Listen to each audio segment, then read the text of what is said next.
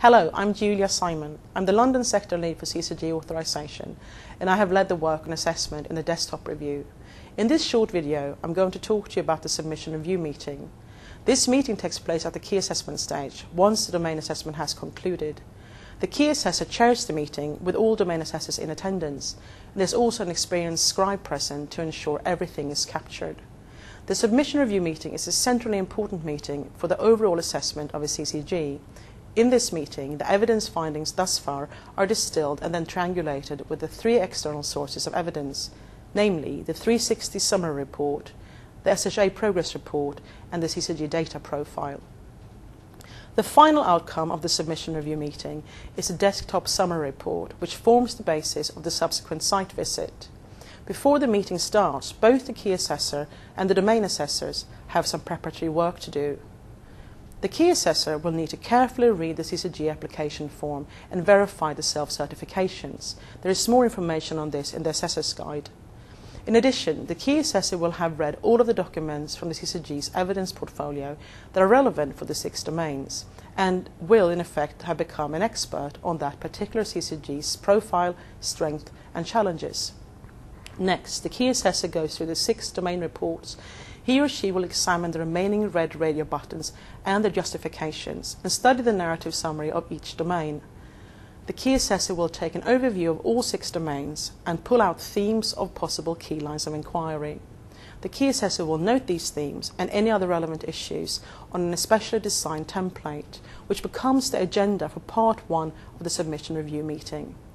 The domain assessors will also have the chance to add any significant outstanding items to the agenda once the meeting has begun. The last thing the key assessor does before the meeting is to study the 360 summary report, the SHA report, and the CCG data profile. The CCG has also been invited to comment on each of these 3 reports, and where the CCG has submitted a commentary on these reports, the key assessor will also read these commentaries and take them into account as well. Meanwhile, domain assessors, once they have completed their domain assessment templates, will likewise carefully read the 360 report, the SHA report, and the CCG data profile, as well as any accompanying CCG commentaries. Next, the key assessor calls and chairs the submission review meeting. The meeting has 2 parts. The first part is an in-depth discussion and evaluation of everything we have learned about the CCG based on what they have told us in their own documents. In this part, the meeting will agree proposed key lines of inquiry for the site visit. The second part of the submission review meeting is triangulation of these findings with the external evidence sources of the 360, the SHA report, and the CCG data profile. The triangulation may alter aspects of the previous assessment and impact on the proposed key lines of inquiry. It is of great importance that these 2 parts of the meeting are kept separate, with the Chinese wall effect between them.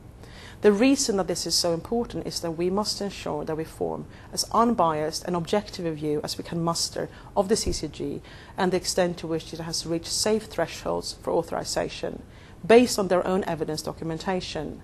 We must ensure we have truly done justice to their evidence without being influenced by any other sources. This is what happens in part 1 of the meeting. The assessor's guide can give you more details about how this is done. During the meeting, the scribe takes notes on the template for the submission report. This is an interim report which summarizes the evidence findings of the CCG's submitted documents. When part 1 of the meeting comes to an end, the key assessor formally closes the meeting, and now there's a break or an intermission. During this intermission, the key assessor will finalize the template notes into the submission report, and copies of this report will be made, whether through a photocopying method or printing, for the domain assessors. The domain assessors, meanwhile, will refresh the memories of the 360, the SHA report, and the CCG data profile. Each domain assessor will reread those documents with their own domain in mind and ask themselves for each document, does this resonate with my own domain assessment? Is there anything here that contradicts or deviates from what the CCG has told me about my domain? And does anything here raise fresh queries that we need to look at? In part 2 of the meeting then, taking it in turns, each domain assessor will lead the triangulation discussion of their domain, highlighting any issues, discrepancies or new queries. The scribe will take careful notes on a specific template. During this discussion, the meeting can decide to turn previously red radio buttons green based on new evidence that has surfaced through triangulation.